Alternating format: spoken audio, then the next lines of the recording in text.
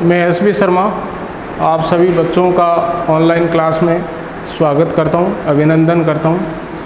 आज BA part 3 paper 2 विश्व का इतिहास और टॉपिक का नाम है धर्म सुधार आंदोलन। इस टॉपिक से पूर्व हमने पुनर्जागरण के बारे में बात की थी, पुनर्जागरण को परिभाषित किया था, पुनर्जागरण के कारण और परिणाम जाने थे। और आज चर्चा करेंगे धर्म सुधार आंदोलन के बारे में। धर्म सुधार आंदोलन किसे कहते हैं और धर्म में सुधार लाने की क्यों आवश्यकता हुई। यूरोप में जो ईसाई धर्म था, उस ईसाई धर्म में कई कमियां आ गई थी और उन कमियों को दूर करने के लिए एक आंदोलन चलाया गया जिसे धर्म सुधार आंदोलन के नाम से जानते हैं।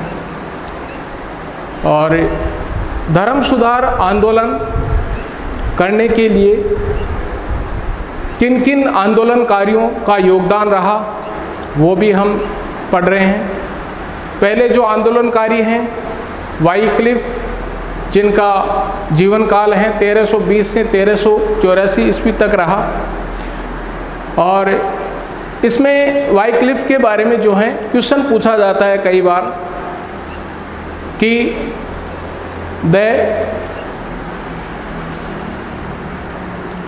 इसमें क्वेश्चन पूछा जाता है आपके कि the morning star of reformation, the morning star of the reformation किसे कहा जाता है। तो वाइक्लिफ को जो है ये कहा जाता है। तो इसके बारे में जो है आपको ध्यान रखना है, वाइक्लिफ को जो है ये कहा जाता है। इसके बाद में दूसरा जो है आंदोलनकारी हैं सेवोनारोला, जिनका जीवन काल जो है 1452 से 1498 ईस्वी तक रहा। तीसरे जो हैं इरेस्मस हैं, जिनका जीवन काल 1466 ईस्वी से 1536 ईस्वी तक रहा। चौथा जो है काल्विन है, 1509 से 1564 ईस्वी तक रहा। और पांचवा और सबसे महत्वपूर्ण इस आंदोलन में जो है आंदोलनकारी थे वो थे मार्टिन लूथर, जिनका जीवन काल रहा 1483 से 1546। मार्टिन लूथर के बारे में भी एक क्वेश्चन आता है न्यू टाइप का प्रतियोगी क्लासों में, और इनमें ये क्वेश्चन आता है कि 95 थीसिस या 95 जो है क्वेश्चन या 95 जो है सिद्धांत वो किसने दिए। तो ये जो है मार्टिन लूथर ने दिए। और ये जो है उन्होंने जब धर्म के नाम पर पैसे लिए जाने लगे पादरियों के द्वारा, तो उन्होंने ये 95 जो है क्वेश्चन उनसे पूछे और उनसे जानना चाहा कि धन बल के आधार पर कैसे हम जो हैं वो जो है धर्म को मान सकते हैं। तो ये इनका जो है 95 थीसिस या सिद्धांत या उनके प्रश्न के नाम से जानते हैं, जो कई बार ये प्रतियोगी परीक्षाओं में जो है पूछा जाता है। तो ये आंदोलनकारी रहे। इन आंदोलनकारियों को जो है पोप और पादरियों के द्वारा कई कठिनाइयों का जो है सामना भी करना पड़ा, और लेकिन फिर भी जो है उन्होंने अपना मार्ग नहीं छोड़ा, अपने आंदोलन का मार्ग नहीं छोड़ा और वो जो है आंदोलन करते रहे। तो धर्म सुधार आंदोलन को हमने संक्षिप्त में समझा कि यूरोप में जो ईसाई धर्म था उसमें कई कमियां आ गई थी, उसमें कई बुराइयां आ गई थी। उन कमियों को या बुराइयों को दूर करने के लिए जो आंदोलन चलाया गया यूरोप में वो जो है धर्म सुधार आंदोलन के नाम से जाना जाता है। और जो है इस धर्म सुधार आंदोलन में जो योगदान देने वाले जो आंदोलनकारी थे उनमें वाइक्लिफ हैं, सेवोनारोला हैं, इरेस्मस हैं, काल्विन हैं, मार्टिन लूथर हैं, जिन्होंने अपना जो है योगदान दिया। इसके बाद में अपन चर्चा करेंगे धर्म सुधार आंदोलन के कारणों की कि किस कारण से जो है धर्म सुधार आंदोलन जो है शुरू हुआ। तो इसका प्रमुख पहला कारण है पुनर्जागरण। धर्म सुधार आंदोलन का सबसे प्रमुख कारण माना जाता है पुनर्जागरण। पुनर्जागरण की हमने चर्चा भी की थी कि यूरोप में जो है एक नई सोच विकसित हुई एक वैज्ञानिक प्रगति हुई, जिसके कारण से लोगों में एक नई चेतना जागृत हुई, जिसके परिणाम स्वरूप जो है धर्म सुधार आंदोलन का श्री गणेश हुआ या धर्म सुधार आंदोलन शुरू हुआ। तो धर्म सुधार आंदोलन करने में जो है एक बौद्धिक विकास कह लीजिए या नई चेतना कह लीजिए या नई जो है एक शक्ति मान लीजिए, जिसके कारण से जो है पुनर्जागरण के कारण से जो है धर्म सुधार आंदोलन शुरू हुआ। तो पहला जो है इसका कारण रहा पुनर्जागरण। दूसरी अपन बात करते हैं, दूसरा कारण धार्मिक कारण।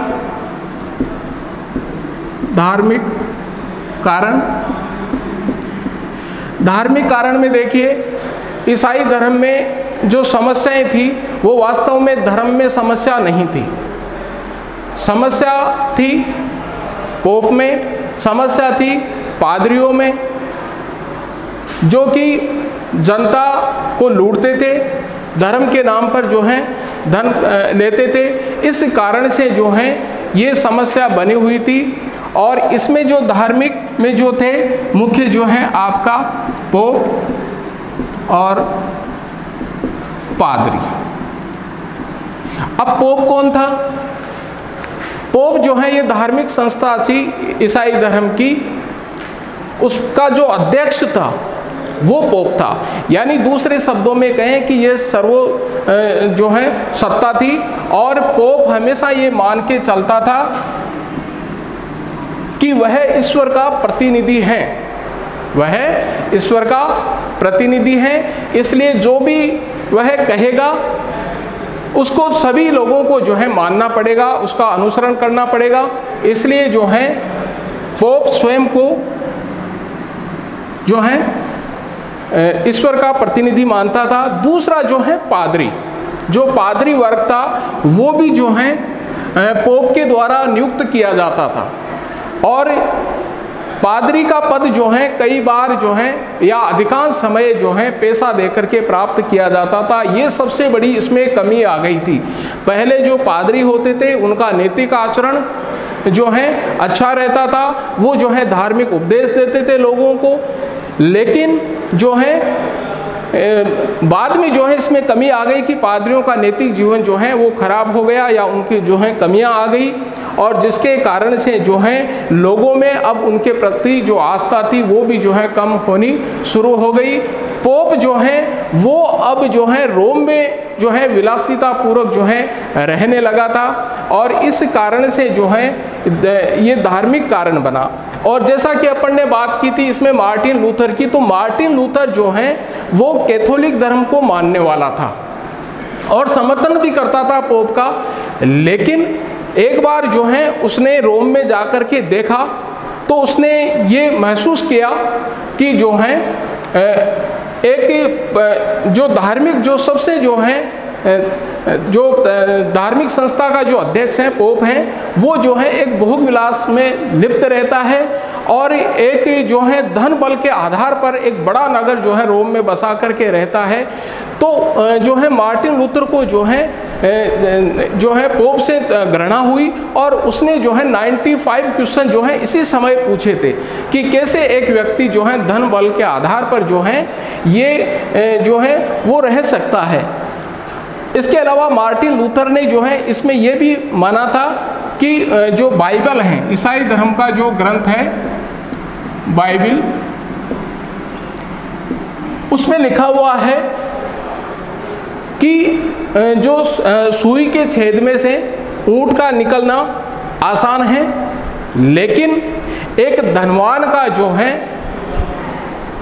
स्वर्ग में पहुंचना या जो है एक ईश्वर तक पहुंचना मुश्किल है। इसलिए जो बाइबल में लिखी हुई बात थी उसी को जो है लोगों ने बताया, और इसलिए बताया क्योंकि बाइबल का उस समय जो है छापे खाने का आविष्कार हो चुका था, इसलिए जो है धर्म ग्रंथ अब लोगों तक पहुंचने शुरू हो गए थे।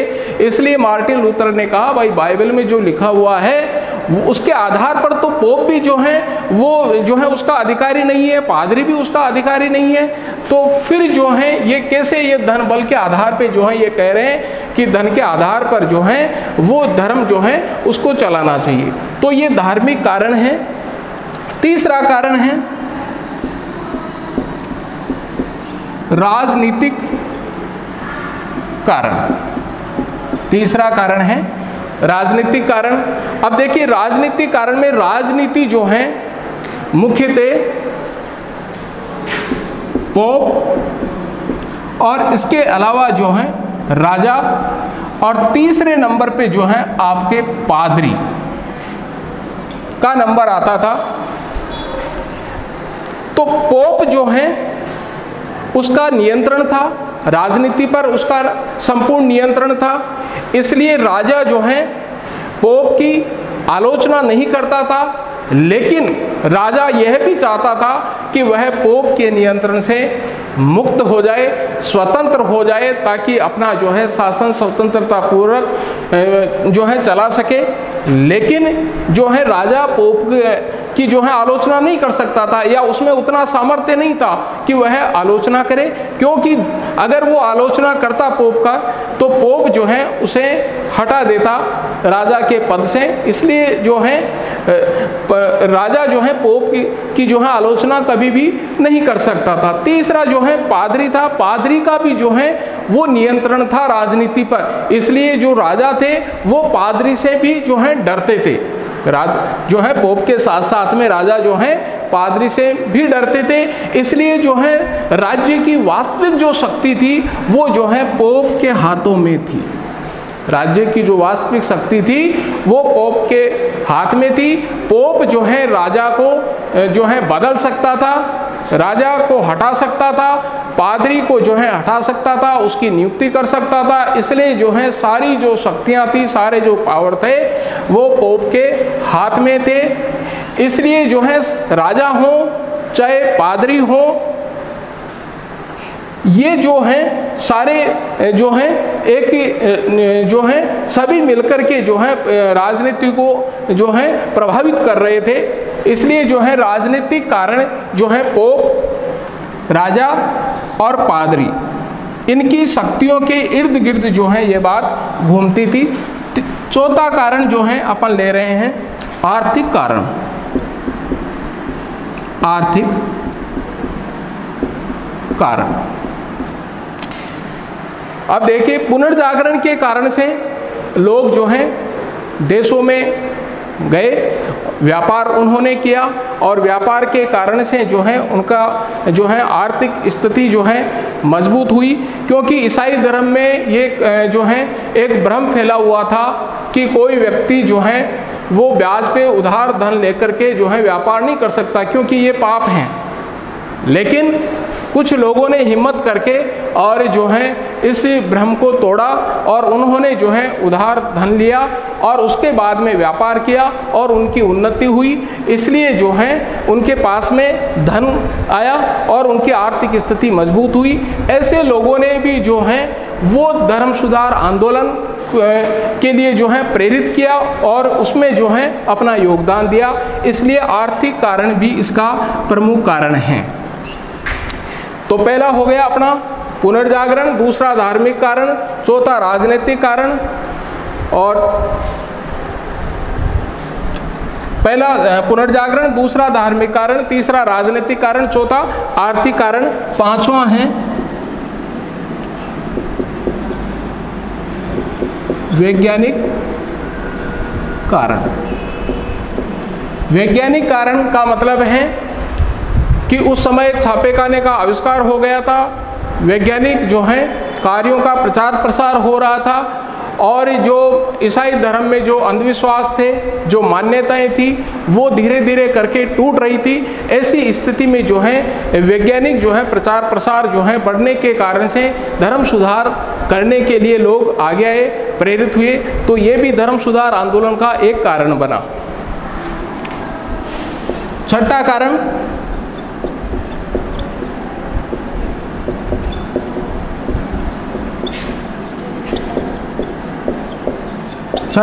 है छापेखाने का आविष्कार। तो छापेखाने का आविष्कार हुआ जिससे जो ग्रंथ थे वो लोगों तक जो है पहुंचने शुरू हो गए, क्योंकि पहले जो पोप कहता था या जो पादरी कहते थे वही लोगों को जो है मानना पड़ता था, क्योंकि ईसाई धर्म के जो ग्रंथ हैं बाइबल वो लोगों तक जो है उपलब्ध नहीं हो पाता था। लेकिन छापे खाने के आविष्कार ने इन ग्रंथों को एक आम जनता तक जो है पहुंचाने में मदद की, जिसके परिणाम स्वरूप जो है लोगों में एक नई जागृति आई और जो है इसमें सुधार लाने के लिए जो लोग हैं आंदोलन करने के लिए तैयार हो गए।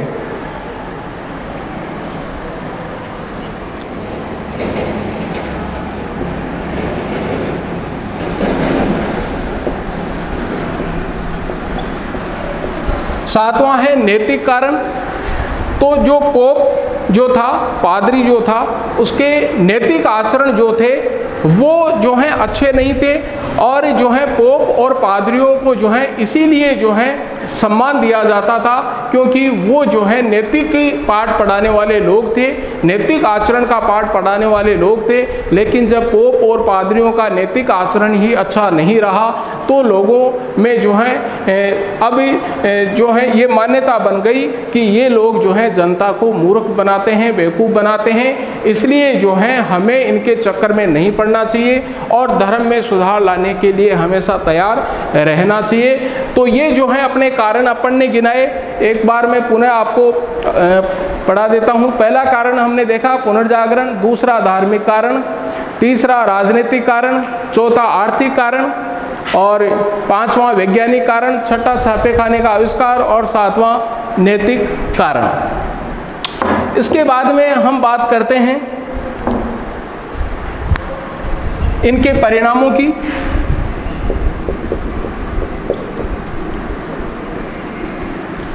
जो धर्म सुधार आंदोलन हुआ उससे क्या परिणाम निकले या धर्म सुधार आंदोलन के प्रभाव क्या हुए, तो इसकी अपन चर्चा करते हैं। सबसे पहला है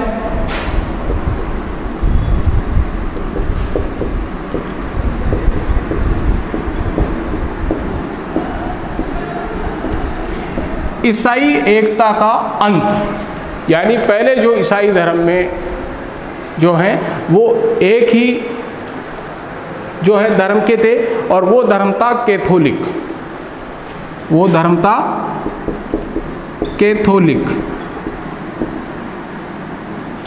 लेकिन बाद में धर्म सुधार आंदोलन के कारण से एक नया धर्म आ गया जिसको अपन कहते हैं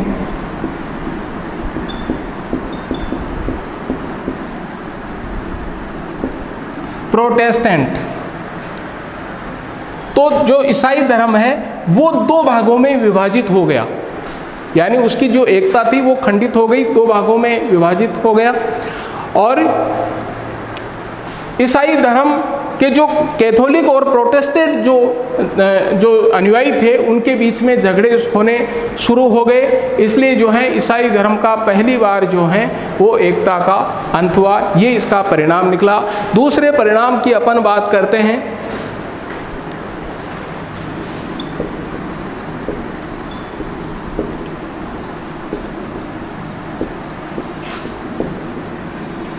व्यक्ति की महत्ता, यानी पहले जो है सबसे जो महत्व दिया जाता था वो धर्म को दिया जाता था, व्यक्ति या मनुष्य की जो है वो महत्व उसका नहीं था।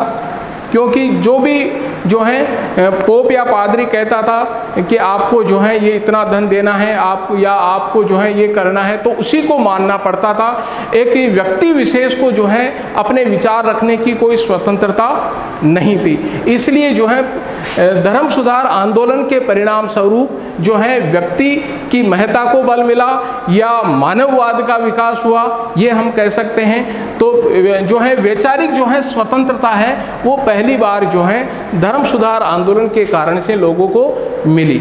इसके अलावा जो है तीसरा परिणाम हम देखते हैं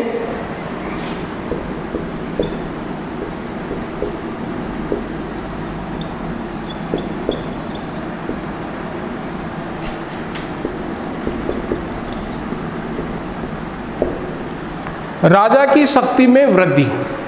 यानी हमने पूर्व में बात की कि सबसे जो है शक्तिशाली जो यूरोप में अगर कोई था तो वो था पोप। और राजा जो है वो पोप से डरता था, स्वतंत्र होकर के कोई कार्य नहीं कर पाता था। इसलिए जो है धर्म सुधार आंदोलन के बाद में ये परिवर्तन आया कि राजा की शक्ति में जो है वृद्धि हो गई। अब जो है ये निर्णय लिया गया कि राजा जो है अब स्वतंत्र होकर के जो है अपना कोई भी जो है कार्य कर सकता है। और जो है ये भी धारणा अब बन गई कि जो है राजा है वो ईश्वर का प्रतिनिधि है।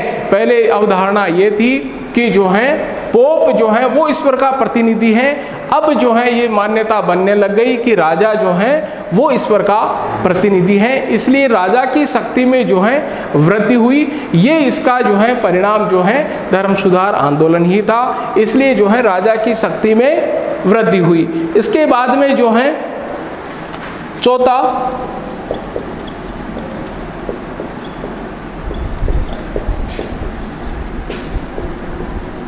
धर्मनिरपेक्षता। धर्मनिरपेक्षता का मतलब अब जो लोग हैं वो स्वतंत्र होकर के अपना धर्म जो है अपना सकते थे। और ये जो है जो है धर्म सुधार आंदोलन के कारण से जो है संभव हुआ।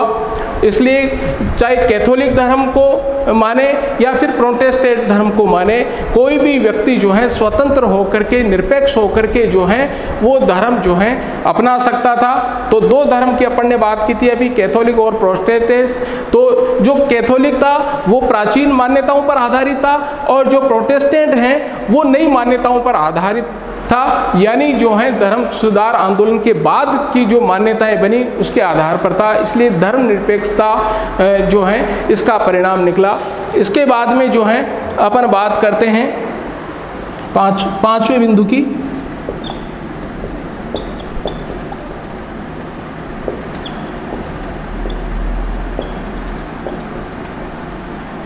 प्रतिवादी धर्म सुधार। तो जब पोप ने देखा कि लोग जो हैं उसके विरुद्ध हो रहे हैं, लोग जो हैं आंदोलन कर रहे हैं, तो ऐसे समय में जो है पोप ने भी कुछ जो है सुधार किया। और वो ये सुधार था कि इटली के ट्रेंट नामक स्थान पर 1545 ईस्वी में चर्च ने एक बैठक बुलाई और ये बैठक जो है 18 वर्ष तक चली। और इस बैठक में जो है निर्णय लिया गया कि जो है पाप विमोचन पत्र वो बंद किए जाएं। पाप विमोचन पत्र यानी जो है जो लियो दशम था उसने जो है लियो दशम जो पोप था उसने जो है पाप विमोचन पत्र निकलवाए और ये कहा कि जो भी व्यक्ति इन पत्रों को खरीदेगा वह पाप से मुक्त हो जाएगा। इसलिए जो है अब इसमें इस बैठक में ये निर्णय लिया गया कि कोई भी अब जो है पाप विमोचन पत्र जो है नहीं बेचे जाएंगे। और इसके लिए इसके अलावा जो है पादरियों का नैतिक आचरण जो है वो बनाया जाएगा, उनको प्रशिक्षित किया जाएगा। और इसके अलावा जो है धर्म में सुधार किया जाएगा। इसलिए जो है ये सारे सुधार जो हैं किए गए। इसमें अपन ने एक बात की थी, एक कारण जो है अपने से छूट गया जो अभी चर्चा की थी, 8वां पाप विमोचन पत्र। यानी पोप ने जो है धन कमाने के लिए खेल खेला और ये कहा कि जो भी व्यक्ति जो है ये पत्र खरीदेगा धन दे करके वह पाप से मुक्त हो जाएगा। तो लोगों ने जो है ये कहना शुरू कर दिया कि ये कैसा पोप है जो कि धन लेकर के जो है मुक्त कर रहा है पापों से, ये कैसे संभव है। और विशेषकर मार्टिन लूथर ने इसको अपना हथियार बनाया और 95 क्वेश्चन पूछे कि ये कैसे संभव है कि कोई जो है धन देकर के पाप से जो है मुक्त हो सकता है, जबकि बाइबल में तो ऐसा लिखा हुआ ही नहीं है। बाइबल में तो ये लिखा हुआ है कि जो है जो धनवान व्यक्ति है उसका जो है पहुंचना मुश्किल है स्वर्ग में, तो इसलिए ये कैसे जो है संभव है। इसलिए जो है ये जो है आपका जो है पोप विमोचन पत्र है वो भी इसका कारण बना। तो इन कारणों की और जो है इन परिणामों की बात जो है हमने की। संक्षिप्त में अगर हम कहें तो धर्म सुधार आंदोलन के परिणाम स्वरूप ईसाई धर्म दो भागों में विभक्त अवश्य हुआ, लेकिन जो है इसके परिणाम जो हैं वो सकारात्मक आए और जो है एक नई चेतना जो है मानव में आई, वैज्ञानिक प्रगति की भावना जो है लोगों में आई और यूरोप में जो है एक नए सुधारों की तरफ जो है यूरोप के लोग गए। तो आज इस टॉपिक को अपन यहीं समाप्त करते हैं। धन्यवाद। अगले बिंदु में फिर जो है अपन चर्चा आगे के टॉपिक की करेंगे।